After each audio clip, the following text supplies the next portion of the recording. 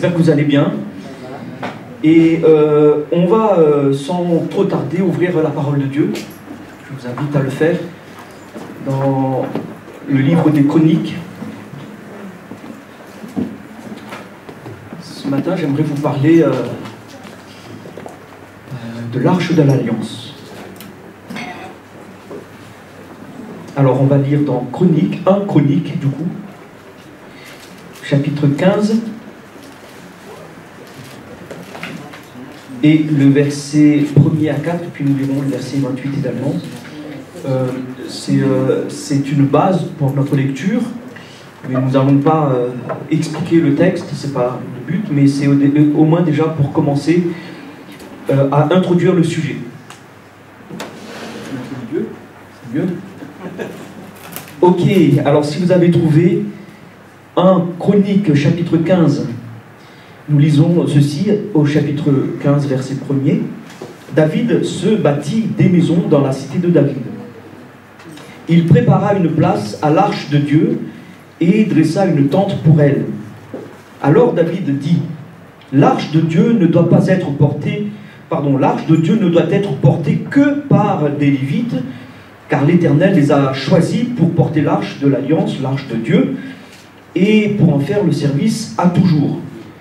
Et David assembla tout Israël à Jérusalem pour faire monter l'arche de l'Éternel à la place qu'il lui avait préparée. Nous lisons au verset 28, cette fois-ci, tout Israël fit monter l'arche de l'Alliance de l'Éternel avec des cris de joie, au son des clarons, des trompettes et des cymbales, et en faisant retentir les luttes et les harpes. Amen. Ici, on voit David avoir à cœur d'accueillir l'arche de l'Alliance. Et je crois que le désir de David, ça doit être aussi notre désir.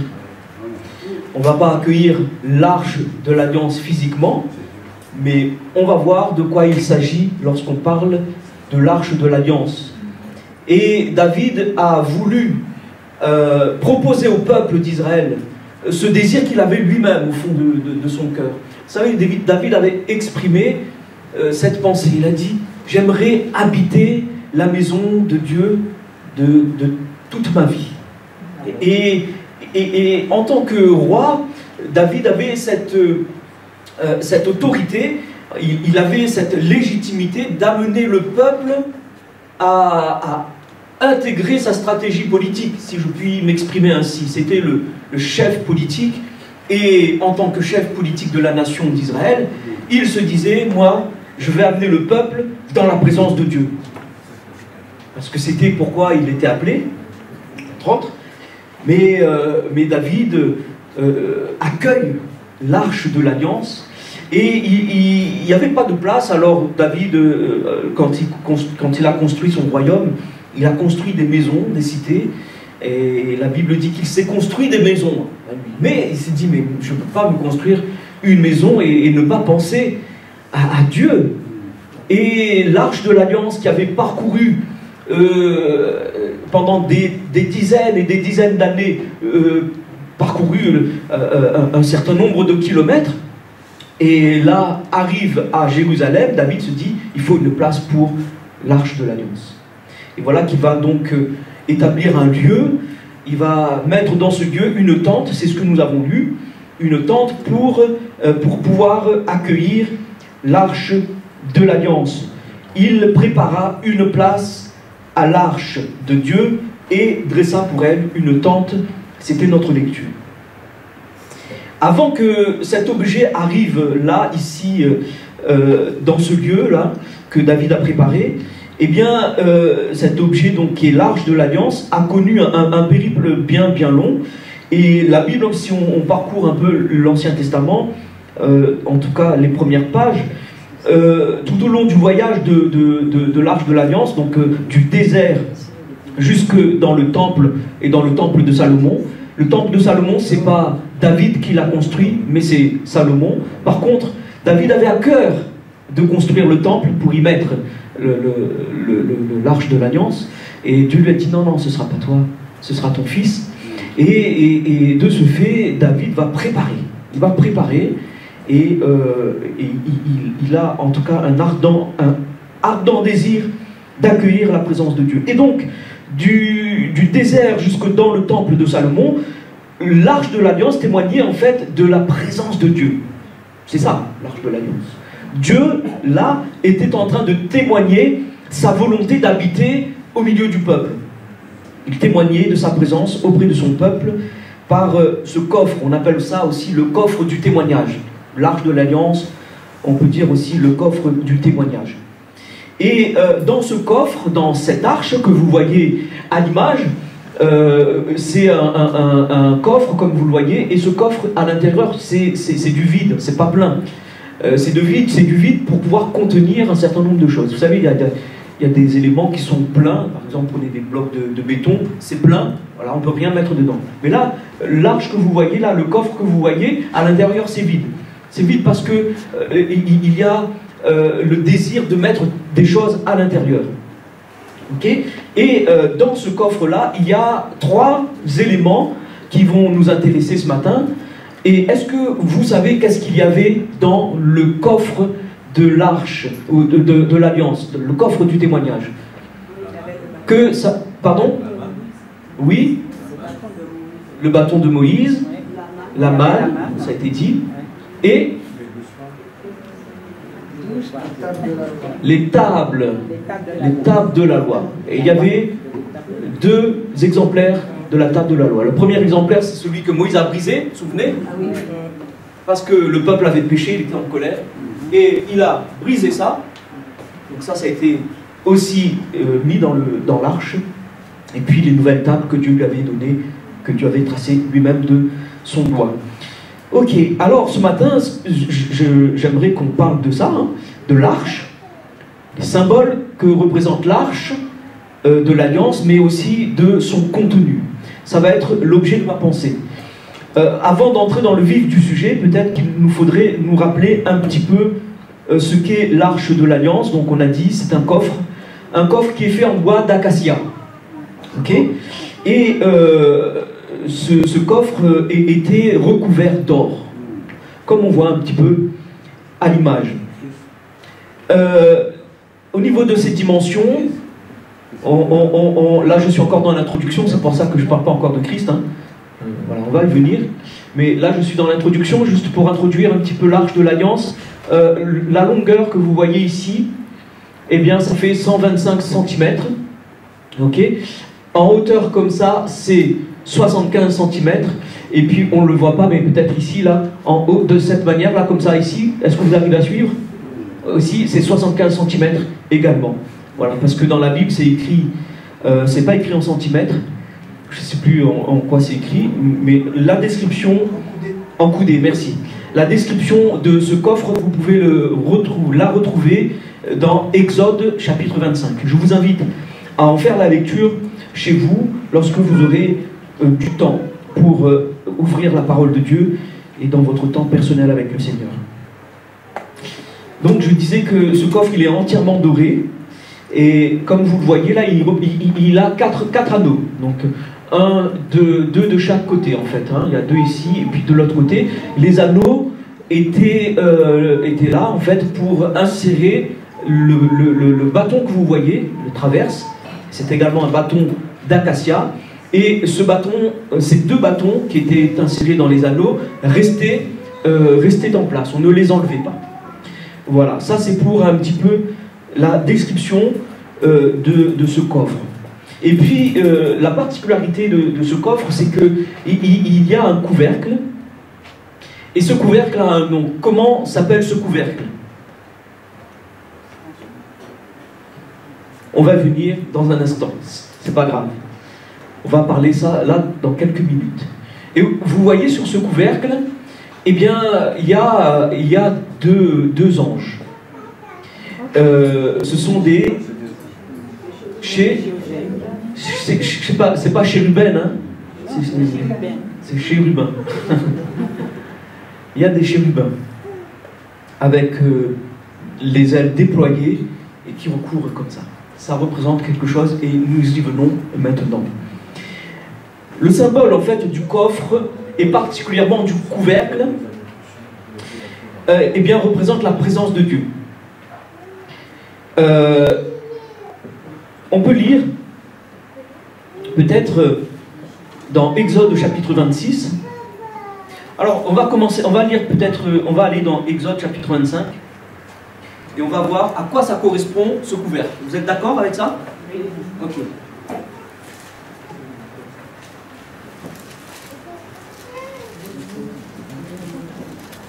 Exode chapitre 25.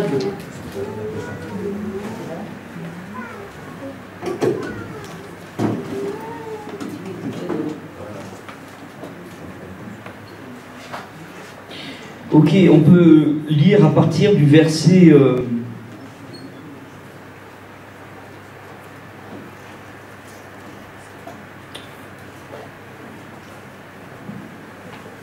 verset 16, 25, 16. Tu mettras dans l'arche le témoignage que je te donnerai. Donc le témoignage, c'était le décalogue, les 10 paroles. Et tu feras un propitiatoire. Ah. Et pendant longtemps, pendant très longtemps, je me suis dit, mais c'est quoi le propitiatoire? Et on se complique la tête, parce que le mot est un peu compliqué, hein, faut le dire. On se complique la tête, c'est quoi le propitiatoire? Eh bien, c'est le couvercle.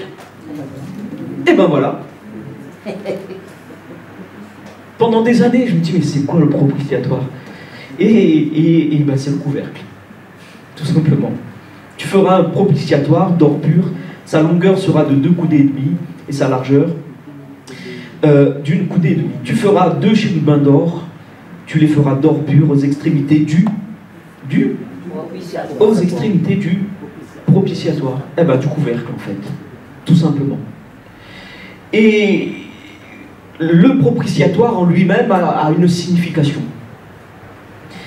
Le coffre est là pour contenir un certain nombre d'éléments, et ce qui compte aussi, c'est non seulement ce qu'il y a à l'intérieur, mais ce qu'il y a au-dessus. Le propitiatoire. Ça vous évoque quoi quand on parle de propitiatoire? Le Seigneur, exactement. Propice, oui. Ça vous évoque quoi? Quand le souverain sacrificateur, qu'est-ce qu'il faisait par rapport au propitiatoire?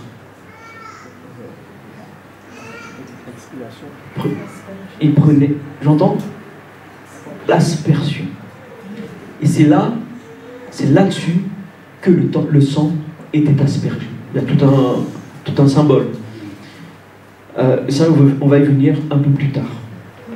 Mais là, déjà, commençons par regarder ce que représente le propitiatoire. Donc, allons dans Exode 26, c'est la page d'à côté, normalement, le verset 34. Et Dieu parle à Moïse, il dit, tu mettras le propitiatoire sur l'arche. Donc, c'est le couvercle, hein. Le propitiatoire, c'est cet ensemble-là. Bon, je suis un petit peu... voilà, je ne suis pas assez grand pour, mais là, vous voyez, hein. Je vais prendre quelque chose de... Voilà. Le propitiatoire, c'est cette partie-là, ok? D'accord? Et donc, c'est le couvercle. Et voilà ce que Dieu dit. Tu mettras le propitiatoire sur le coffre. Sur le coffre. Donc, ça sert de couvercle. Tu mettras le propitiatoire sur l'arche du témoignage dans le lieu très saint. Tu mettras la table en dehors du voile et le chandelier en face de la table, etc., etc. C'est plus notre pensée. Le propitiatoire, c'est le couvercle de l'arche de l'Alliance, et c'est une sorte de plaque qui est faite d'or pur. D'or pur, il y a une symbolique à ce niveau-là, sur lequel se dressent donc les 2 chérubins, tournés l'un vers l'autre, les ailes déployées au-dessus du propitiatoire. C'est entre ces 2 chérubins que la présence de Dieu se manifeste. C'est la présence divine. Exode 25, 21 et chapitre 25, versets 21 à 22. Tu mettras le propitiatoire sur l'arche, tu mettras dans l'arche le témoignage que je te donnerai. C'est là que je me qu'est-ce que Dieu fait? C'est là que je me rencontrerai avec toi. C'est la présence de Dieu. C'est la présence de Dieu. Du haut du propitiatoire, entre les deux chérubins placés sur l'arche du témoignage, je te donnerai tous mes ordres pour les enfants d'Israël. Lévitique chapitre 16 nous dit ceci: j'apparaîtrai, verset 2, j'apparaîtrai dans la nuée sur le propitiatoire. Donc, est-ce que vous comprenez ce que ça veut dire? Ça veut dire que lorsque le peuple parcourait, marchait avec, ils étaient encore dans le désert, ils marchaient avec l'arche, et en fait l'arche de l'alliance les devançait. Donc il y avait les souverains sacrificateurs, etc. Il y avait les Lévites qui portaient l'arche. Il y avait ensuite plusieurs rangées et tout le peuple derrière. Ok? Et l'arche de l'alliance précédait le peuple. Et lorsque l'arche s'arrêtait, eh bien, voilà, vous connaissez le texte où Dieu dit: lorsque tu verras la nuée s'arrêter, ben, tu t'arrêteras. Et lorsque tu verras la colonne de feu partir ou s'arrêter, eh ben, tu te mettras au mouvement. C'est sur l'arche que ça se manifestait, sur le propitiatoire. Et c'est intéressant pour nous de comprendre ça, parce que lorsque David aimait le désir d'accueillir l'arche de l'alliance, en fait il est en train de dire à Dieu: je t'accueille toi, et là où tu vas, je vais, là où tu m'amènes, je pars, là où tu t'arrêtes, je m'arrête. C'est ça ce que David veut nous apprendre ce matin, lorsqu'il dit: eh bien, on va accueillir l'arche de l'alliance. Mais moi je ne veux pas que David et le peuple d'Israël d'alors soient les seuls à accueillir l'arche de l'alliance. Je veux l'accueillir. Est-ce que toi tu veux l'accueillir? Amen. Amen. L'arche de l'alliance, le propitiatoire, la présence de Dieu. Et on peut voir aussi dans 1 Chronique chapitre 13, c'est pas la peine de chercher, verset 6, le nom de l'Éternel réside entre les chérubins. Voilà, donc tout cela nous parle de la présence de Dieu. Le propitiatoire, ça peut être aussi considéré comme le trône de Dieu sur la terre. L'endroit de sa résidence terrestre, le lieu de sa manifestation. On appelle aussi le propitiatoire le marchepied de Dieu. Et ça, on peut le voir dans 1 Chronique 28. On peut le voir également dans Psaume 132. Ok, on a vu le coffre. On a vu en tout cas ce qui est dessus le coffre, le couvercle. Maintenant, peut-être que ce matin, nous pouvons aller un petit peu plus loin et voir un peu ce qu'il y a dans le coffre. Est-ce que vous êtes d'accord avec ça? Ok, alors on va aller voir. Parce que l'arche de l'alliance, c'est un objet sacré pour les Juifs. C'est actuellement l'objet peut-être le plus sacré. Ils sont en recherche de l'arche. Les archéologues sont obnubilés par le fait de retrouver l'arche, et parce que l'arche, actuellement, on ne le trouve plus. On sait qu'il est quelque part, mais on ne le trouve plus. Je pense que Dieu a mis sa main quelque part, parce que quelque part, il n'y a pas besoin de l'arche de l'alliance physique, parce qu'il n'y a plus besoin de ça, on n'est plus sous cette alliance-là. Les Juifs en auront besoin parce qu'eux, ils sont encore sous l'ancienne alliance, ils sont encore sous la loi, ce qui fait que c'est pour ça qu'ils souhaitent construire le temple. Et quand le temple, le troisième temple, ou le quatrième, en fonction de comment on voit les choses, va être reconstruit, et ça, c'est pour accomplir la prophétie pour que Jésus puisse revenir. Okay, donc, c'est important parce que l'arche de l'alliance était dans le temple. Et l'arche de l'alliance, ça représente la présence de Dieu. Le temple aujourd'hui n'est plus. L'Église est. Et la Bible dit que nous sommes le temple du Saint-Esprit, le temple de Dieu. Donc, étant le temple de Dieu, nous avons en nous quelque part, permettez-moi l'expression, l'arche de l'Alliance. L'arche de Noé, c'est un peu plus gros, hein, c'est un peu difficile de rentrer en... Nous, l'arche de Noé ne peut pas rentrer en nous, mais nous on peut rentrer, et les animaux peuvent rentrer aussi dans l'arche de Noé. Mais l'arche de l'Alliance, qui est la présence de Dieu, ben, n'a pas besoin de temple physique parce que l'Église est là. Amen. Nous sommes l'Église de Morsan. Est-ce que tu es là? Amen. Est-ce que tu sais que tu as en ton sein la présence de Dieu, l'arche de l'Alliance? Il n'y a plus besoin, en tout cas pour nous, qui sommes sous la nouvelle alliance, nous n'avons pas besoin de cette arche physique. Et c'est pour ça que c'est caché. Mais comme les Juifs le sont encore, eux ils sont encore sous l'ancienne alliance, hein, eh bien il y aura un temps pour eux où ils devront encore cheminer encore dans cette alliance, l'ancienne alliance, pour pouvoir aller vers la nouvelle alliance. Il y a un temps prévu pour eux, pour la restauration d'Israël. Ça, c'est pas mon propos. Mais l'arche de l'alliance, qui est la présence de Dieu, avait en son sein 3 éléments. C'est ce que nous avons vu tout à l'heure. Il y avait, on avait dit, la manne. Oui, soyez avec moi s'il vous plaît. Oui, ensemble. Hein. Parce que des fois j'hésite un petit peu et j'ai besoin de vous. Je sais que vous êtes là pour m'aider.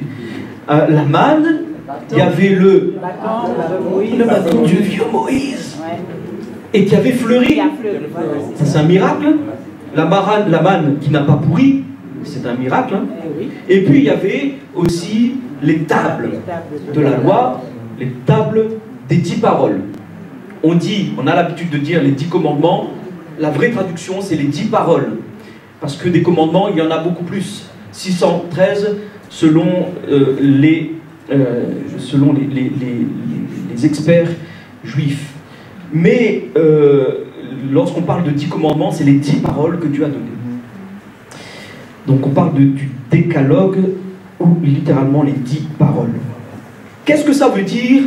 Puisqu'on est dans les symboles, on a vu le symbole du couvercle, et là on va aller voir le symbole de la manne, on va aller voir le symbole du bâton, et on va aller voir le symbole des tables de la loi. C'est pas bien compliqué, mais d'emblée, je vous le dis, lorsque l'on parle lorsqu'on parle des tables de l'Alliance, les tables de la loi, on parle du Dieu qui vient parler, et Dieu qui vient guider son peuple au travers des paroles qu'il donne. Ensuite, Dieu guide. Ensuite, Dieu est un Dieu qui soutient. Et c'est l'image du bâton qui est enfermé dans ce coffre. Le bâton qui avait fleuri, ça représente le Dieu de toute autorité qui nous soutient. Ensuite, la manne, et c'est ce que nous allons voir, la manne, c'est aussi le symbole d'un Dieu qui pourvoit, qui nourrit. Et voilà, on va essayer de voir tout ça. La manne, premièrement. Alors, du coup, si vous voulez une référence pour savoir ce qu'il y a dans le coffre, parce que moi je le dis, mais vous pouvez dire, ouais, mais Alain, d'où tu me sors ça? Moi je sors ça de la Bible, et donc j'apporte un élément factuel pour que vous puissiez aller chercher. Hébreux chapitre 9, verset 4. Ok, parlons de la manne. La manne, vous savez ce que c'est, la manne? On n'a pas besoin de rentrer trop dans les détails. Et c'est une nourriture miraculeuse. C'était un miracle de Dieu qui avait accompagné le peuple d'Israël tout au long de sa marche dans le désert. À savoir, 40 ans. Pendant 40 ans. Pendant 40 ans, une nourriture qui tombe du ciel, et qui avait un bon goût quand même, hein, de coriandre, de miel. Vous savez, ce qui vient de Dieu, c'est bon. Hein. Amen. Ce qui vient de Dieu, c'est bon. Vous vous rappelez de Élie, là, quand il était découragé, j'avais dit que, eh bien, on lui avait préparé un petit gâteau, Je ne sais pas qui a préparé, si c'est l'ange, si c'est Dieu, mais ça devait être bon, hein. Ça devait être bon. Alors, mon frère, ma soeur, quand Dieu te donne des choses, il faut être reconnaissant. Parce que c'est bon. Parce que ce qu'il te donne, c'est bon. Et j'ai envie de te dire, ce qu'il ne te donne pas, c'est bon aussi. Parfois, on veut ce qu'on n'a pas. On est toujours à la recherche. Vous savez, le matérialisme appelle le matérialisme. Et la Bible dit que chaque jour suffit sa peine. Chaque jour suffit sa peine. Est-ce que vous avez vu les Israélites manquer de nourriture? Non. Mais non.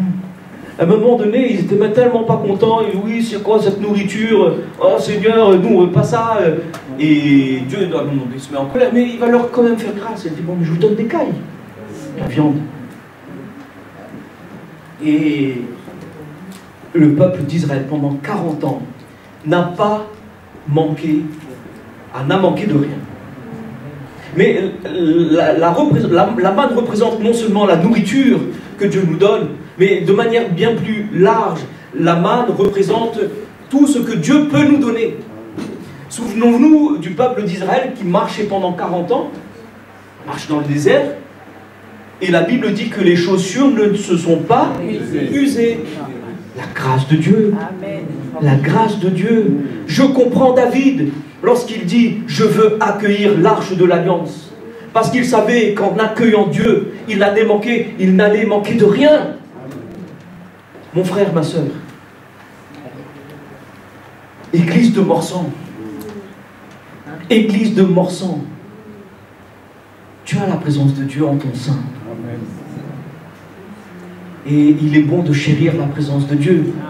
Parce que la présence de Dieu, c'est l'assurance que tout est pourvu. Amen. La meilleure des choses que Dieu a pourvu pour nous, c'est le salut de notre âme. Et ça, c'est merveilleux. Quand on accueille la présence de Dieu, alors il nous secourt. Il nous secourt dans nos besoins matériels. Et c'est la manne, en fait. C'est l'image de la manne.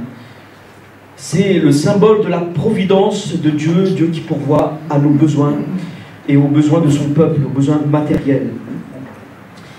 Exode chapitre 16, verset 31. La maison d'Israël appela cette nourriture manne.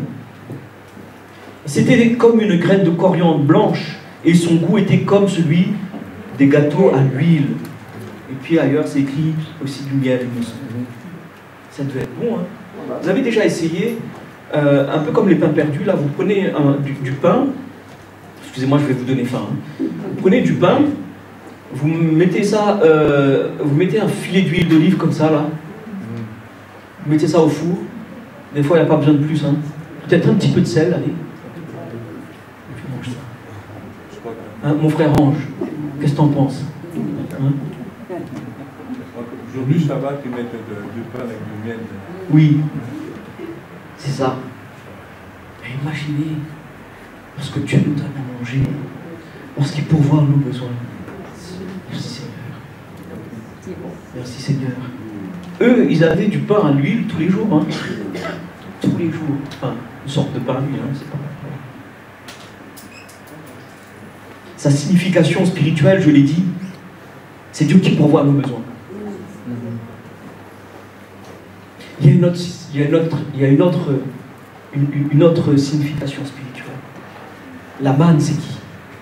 C'est Jésus. Jésus a dit, je suis le pain de vie. Et quand on mange Jésus, symboliquement parlant, hein, quand on mange Jésus, on mange le pain de vie. On mange le pain de vie. Les Israélites étaient au bénéfice de Christ sans le savoir. C'était le symbole de Jésus. Et nous qui sommes sous la nouvelle alliance, qui avons rencontré le Seigneur Jésus, eh bien nous savons combien il est bon. Combien Dieu est bon, combien Jésus est bon. Et lorsque tu as goûté à Jésus, tu n'as plus envie de manger avec. Plus envie de manger ailleurs. Qu'est-ce qu'il est bon d'avoir Jésus pour nourriture. Quelle force on en retire, quelle joie on en retire. Et moi je dis amen à ça. C'est Jean qui le dit dans son évangile, Jean chapitre 6, verset 35, « Je suis le pain de vie ». Et il transcrit la parole de Jésus. Donc Dieu pourvoit à nos besoins matériels, mais Dieu pourvoit à nos besoins spirituels. Amen. Quel est ton besoin spirituel? Quels sont nos besoins spirituels? Nous en avons. Nous avons besoin de foi. Nous avons besoin des dons spirituels. Nous avons besoin de l'amour, des fruits de l'esprit. Nous avons besoin de la parole de Dieu. Nous avons besoin des bénédictions spirituelles. Amen. Oui, les fruits et les clochettes. Ouais. Ah, quel est ton besoin, mon frère? As-tu plus besoin de foi? As-tu plus besoin de temps de prière? As-tu plus besoin de temps de lecture de la parole de Dieu? As-tu plus besoin de l'amour, de la sagesse? As-tu plus besoin, en un mot, de Christ, de Jésus, qui vient et qui te donne toutes ces choses? Si tu en as besoin, viens à Jésus. Viens à Jésus. Moi j'en ai besoin, alors je viens à Jésus. Je l'accueille comme David l'a accueilli. Et puis on a besoin aussi, on a des besoins matériels. Et laisse-moi te poser cette question. Est-ce que, quel est ton besoin matériel? Est-ce que, d'un point de vue de tes finances, tu as besoin d'un miracle? Dieu est celui qui ouvre les écluses des cieux. Alors si tu accueilles la présence de Dieu, il te donnera ce dont tu as besoin, pas ce que tu veux, ce que la chair veut, non, ce dont tu as besoin. Et Dieu va pourvoir à tes besoins financiers, matériels. Est-ce que tu as besoin d'une voiture? Eh bien, tu peux en pourvoir à une voiture. Est-ce que tu as besoin d'une maison, d'un logement, d'un appartement? Dieu peut pourvoir. Mais qu'est-ce qu'il faut faire pour que... Parce que tous les hommes, en fait, on peut faire tous des démarches pour avoir une maison, une voiture, pour avoir des biens matériels. Pour un musicien, s'il est batteur, il peut acheter une batterie là où il veut. Moi, pour ma guitare, je peux acheter une guitare où je veux. Mais la différence entre nous qui connaissons le pourvoyeur, c'est qu'il est capable de nous montrer ce qui est bon pour nous. Et nous dire, cette voiture-là, attention, il y a un piège là-dessus. Et nous dire, attention, il y a des vis cachées dans cette maison. Et faire échouer une vente ou un projet d'achat. Il peut le faire. Il veut le faire. Et il va le faire si nous l'accueillons comme David l'a accueilli. Si nous lui préparons une place, pas dans le temple, mais dans notre cœur, dans notre vie. Amen. Amen. Le bâton d'Aaron maintenant. Dans ce coffre, il y avait la manne. Mais ce coffre renfermait également le bâton d'Aaron. Et puis, le bâton d'Aaron avait fleuri. C'est un miracle, hein, parce qu'aller couper un bâton, comme ça, une branche d'arbre, comment on dit ça, polisser cet arbre-là, voilà, comment on appelle ça, quand on ponce, hein, poncer, mettez ça bien lisse, etc. Revenez 10 ans après, 20 ans après, si vous mettez ce bois à un endroit, il est mort, parce qu'il est coupé de sa sève, coupé de la vie.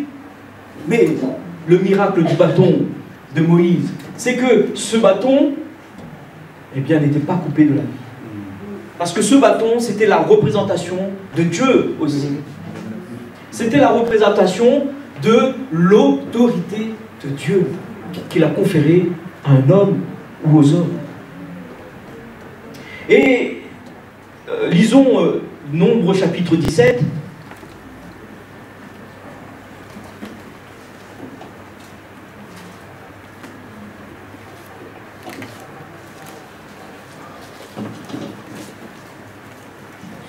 Nombre chapitre 17, verset 10. L'Éternel dit à Moïse, reporte la verge d'Aaron.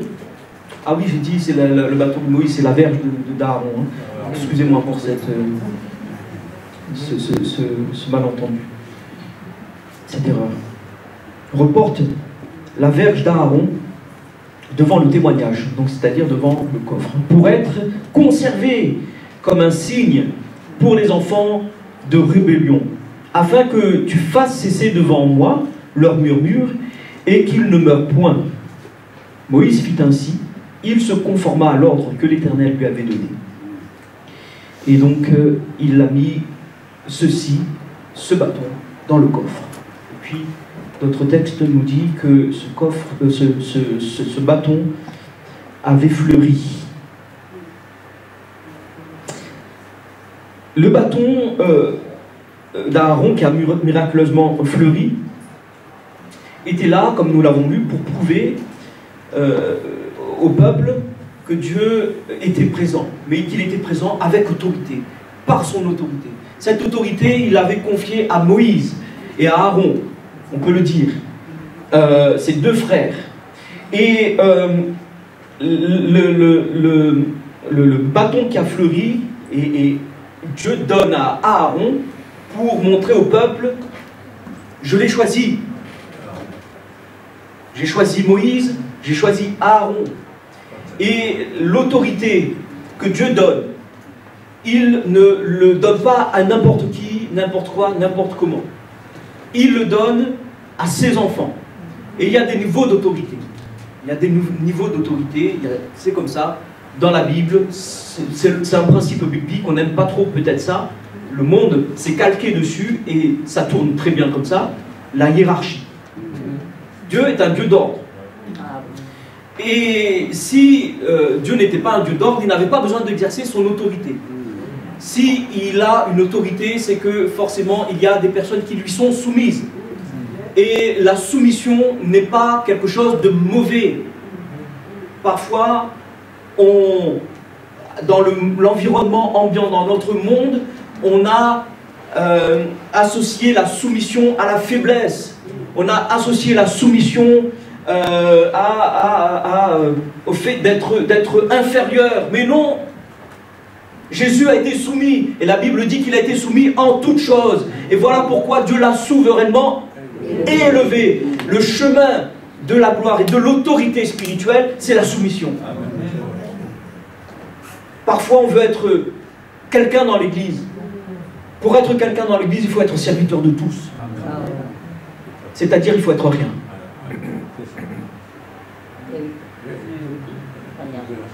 Qu'est-ce que Jésus a fait? Il s'est baissé aux pieds de ses disciples. Et il les a lavé les pieds. Et il leur a donné une leçon. Il a dit, c'est pour que vous soyez serviteurs les uns des autres. Et Jacques et Jean, je crois, c'est ça? Les fils du tonnerre. Jésus, souviens-toi de nous, hein, nous on veut... Non, c'est la mère, hein, la mère de ses fils. La mère. Donne une place, un à ta droite et un à ta gauche à mes fils. Jésus a dit, celui qui veut la première place, il faut qu'il prenne la dernière place. Je paraphrase. L'autorité, le bâton que Dieu veut te donner, il va fleurir, il va porter du fruit, si je peux me permettre, à partir du moment où nous sommes nous-mêmes soumis à Dieu, soumis aux autorités que Dieu a établies dans l'Assemblée, et soumis les uns aux autres. La soumission, c'est le chemin royal pour être glorifié. Et c'est parce que le monde nous enseigne. C'est parce que l'école nous enseigne. C'est parce que le monde de l'entreprise nous enseigne. Ça va à contre-courant de la pensée de notre société. C'est pas possible pour un homme de dire je vais m'abaisser pour qu'on m'élève. Non, Les hommes, ils réagissent comme ça. Ah, tu veux m'écraser? Attends, je vais t'écraser. Comme ça, tu ne pourras pas m'écraser. Hop, voilà. Et puis, ils font toutes les magouilles possibles et inimaginables. Pas tous, hein. Pas tous. Il y en a qui travaillent dur pour y arriver. C'est de bons exemples. Mais voilà, le monde dans lequel on vit, c'est des exemples, permettez-moi l'expression, de requins. Mais le Seigneur nous dit que l'autorité qu'il veut nous confier, nous pourrons l'exercer dans la soumission. Et ça, c'est la manière dont l'Église doit fonctionner. Quand on comprend ça, on n'a pas besoin d'aller chamailler sur mon frère parce qu'il... Quand on comprend ça, on reste à sa place. Et si on subit quelque injustice, comptons sur la grâce de Dieu. La grâce de Dieu. Le bâton d'Aaron représente l'autorité de Dieu et la légitimité que Dieu donne aux hommes. C'est cette autorité que nous devons aussi saisir lorsque nous sommes face au monde inconverti. Et lorsque nous sommes en face d'un malade et que l'on prie pour lui, on a l'autorité de Christ. Jésus a dit à ses disciples, allez, chassez les démons, guérissez les malades. Et les disciples venaient à Jésus et lui disaient, mais Seigneur, ils étaient heureux, nous sommes tellement heureux, voilà, les démons, ils nous obéissent en fait, ils quittent les corps, les malades sont guéris. Et Jésus de dire, je me réjouis pas de ça, mais je me réjouis de ce que vos noms sont inscrits dans le livre de vie.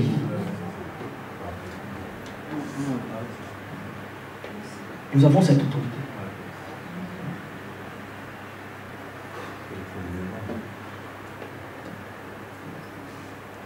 Le bâton, c'est aussi un élément qui établit, qui pose le symbole de la royauté.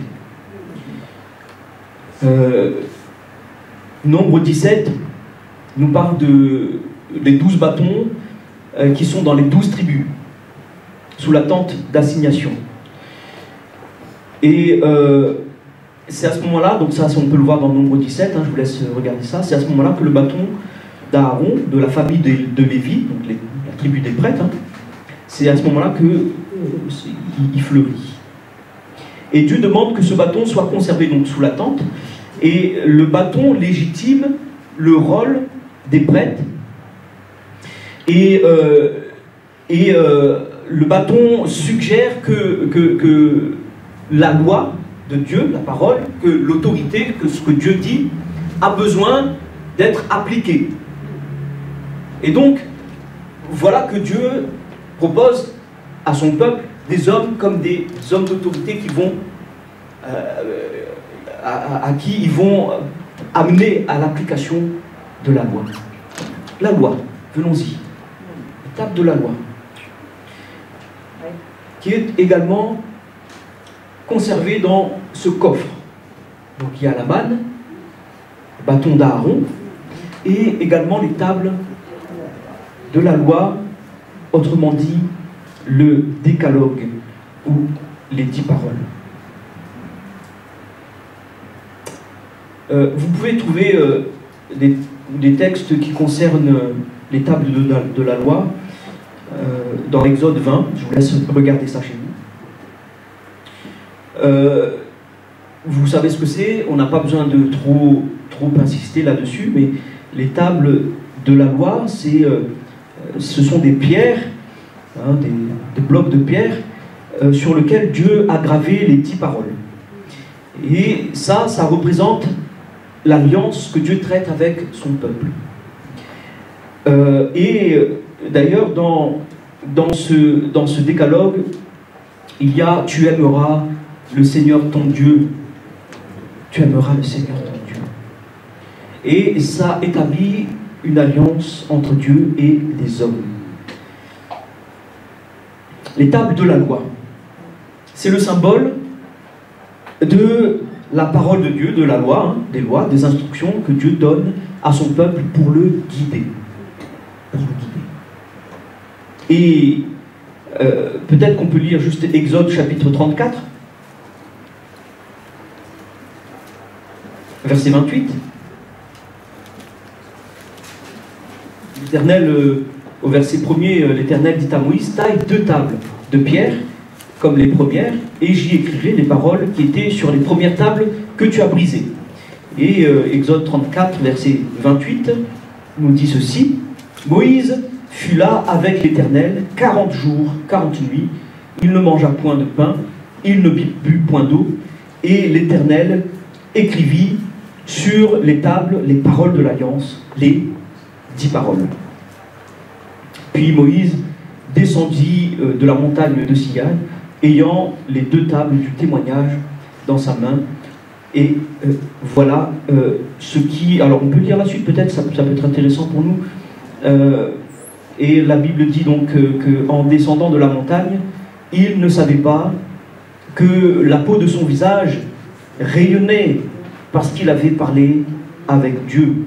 Ok. Et c'est intéressant pour nous de recevoir la parole de Dieu. Parce que quand on reçoit la parole de Dieu, on est en relation avec Dieu. On est en commerce avec Dieu. Pas dans le sens péjoratif du terme, hein. On est en train de traiter avec Dieu. Et Dieu traite avec nous, traite une alliance. On est en train de discuter. On est dans un échange, dans un dialogue. Souvent, on relègue le temps notre temps de prière et même de lecture de la parole de Dieu à un temps, j'ai envie de dire, comme banal, j'ai envie de dire. Mais quand on vient dans la présence de Dieu, Moïse est resté pendant 40 jours pour recevoir ces paroles-là, et il était en prière, il attendait, et dans le jeûne également. Et voilà que Dieu va donner sa parole. Et il nous faut du temps pour entendre la voix de Dieu. Il nous faut du temps pour entendre la parole de Dieu. On peut lire la parole de Dieu, Dieu nous donne sa parole, et on la lit comme une nourriture quotidienne, c'est pas un problème. Mais maintenant, quand on est dans une situation, quand on est face à un événement, eh bien, on a besoin ou quand on a besoin d'une révélation, tout simplement, peut-être, voilà, on a besoin d'être guéri, je ne sais pas, on a besoin d'une parole de Dieu, eh bien là, il faut du temps. Il faut du temps. On se met dans la présence de Dieu. On le cherche, on cherche sa face. Et puis à un moment donné, Dieu, avec son doigt, il va écrire. Bon, c'est image, hein. Il ne va pas venir, vous comprenez, hein. Il va venir dans le lieu secret, là où tu te trouves, et là où le Père, comme le disent les évangiles, le Père te voit dans le lieu secret. Il va venir à un moment donné, il va venir inscrire la parole dont tu as besoin, que tu as besoin, pour ta situation, pour ta vie, pour quelqu'un peut-être que Dieu a mis dans ton cœur. Et Dieu peut parler d'une manière ou d'une autre. Il parle par des songes, il parle par la parole de Dieu, il parle par des rêves, il parle par une situation, une circonstance. Mais laissons Dieu nous parler par sa parole. Par sa parole.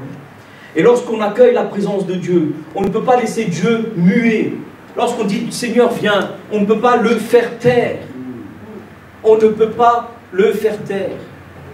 Lorsque l'on accueille le Seigneur, on le reconnaît comme ayant autorité. Alors on dit Seigneur parle. Comme Samuel disait, parle, car ton serviteur écoute. Parle.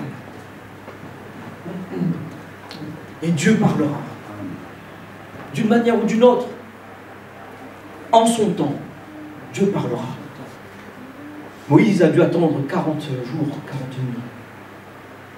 C'était le temps que Dieu avait prévu pour cette situation. Mais Dieu parlera en son temps pour ta situation. Les tables de la loi qui représentent la parole de Dieu. Et la Bible parle du Seigneur comme étant celui qui nous guide, le berger. Le berger, lorsqu'il est dans les pâturages, il communique avec le troupeau. Il communique avec. Et il y a des sons, il y a des... Voilà, il peut parler, mais voilà, il peut y avoir des sons, peu importe. Il connaît chaque brebis à son nom. Et il les appelle. Jésus, qu'est-ce qu'il fait? La Bible dit de Jésus qu'il est notre bon berger. Et Jésus te connaît par ton prénom, et il connaît tes besoins, et il connaît le chemin que tu dois emprunter. Il va te conduire, parce que Jésus est le bon berger. Et Jésus, qui est la parole de Dieu, eh ben, il va laisser, si nous accueillons la présence de Dieu, hein, il va laisser eh bien, sa parole nous conduire. Il va nous révéler ses secrets, s'il le veut, il fait ce qu'il veut. Hein. Et c'est pour ça qu'il y a des dons spirituels. Hein. C'est pour donner les révélations de Dieu, les secrets qu'il y a dans le cœur de Dieu et qui veut te transmettre. Eh bien, si tu es attentif à la présence de Dieu, tu es attentif, comme David a fait, tu accueilles la présence de Dieu, eh bien, il te donnera aussi des dons. Et selon ce qu'il veut, il distribue à qui il veut, comme il veut. D'accord? Alors, je vais conclure. Je vais conclure en rappelant que le coffre de l'alliance, le coffre du témoignage, ben justement témoigne de la présence de Dieu. David a décidé de préparer une place pour le coffre. Il a décidé de dire au peuple, ok, on va accueillir la présence de Dieu pour moi, mais aussi pour nous. C'est ce qu'il a dit au peuple. Et ce matin, j'aimerais te dire, mon frère, ma soeur, faisons comme David. Accueillons, que ce soit un principe de vie, accueillons la présence de Dieu dans notre vie. Chérissons cette présence. Je sais que la présence de Dieu, elle est là, au milieu de son peuple, le peuple de Morsan, l'église de Morsan qui appartient à Christ. Il est là. Dieu est là par sa présence. Et lorsque Dieu est là par sa présence, eh bien, il se manifeste. Il se manifeste comme il a fait au-dessus du propitiatoire par la nuée et par la colonne de feu. Il se manifeste par sa présence. Il se manifeste par sa présence. Mais le coffre, c'est aussi le témoignage d'un Dieu qui vient te guider, d'un Dieu qui vient te nourrir et d'un Dieu qui vient te soutenir par son autorité, par sa force toute puissante qui te confie. Est-ce que tu veux cela dans ta vie? Moi je le veux. Alors je vais dire, Seigneur, viens maintenant dans ma vie, viens te manifester davantage. Parce qu'il y a des choses, Seigneur, dans ma vie, Seigneur, qui ne te glorifient pas. Il y a des choses qui empêchent ta présence d'être beaucoup plus manifestée, Seigneur. Et j'ai besoin de toi. Alors je te demande de venir. Viens par ta présence établir ta demeure dans ma vie. Et j'aimerais dire comme David, Seigneur, ce que je désire ardemment, je désire habiter dans la maison du Seigneur.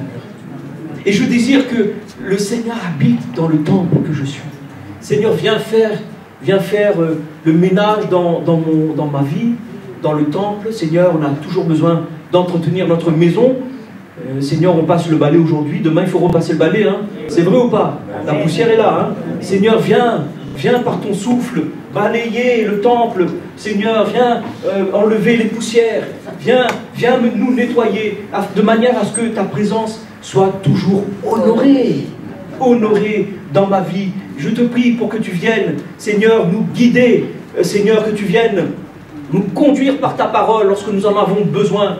Seigneur, je te prie de venir nous nourrir et pourvoir à nos besoins, parce que nous avons des besoins physiques, nous avons des besoins matériels. Seigneur, viens pourvoir aux besoins de chacun de mes frères et de mes sœurs ici présents, pourvoir à leurs besoins selon, Seigneur, ce que tu sais faire, Seigneur. Pourvoir également à nos besoins spirituels.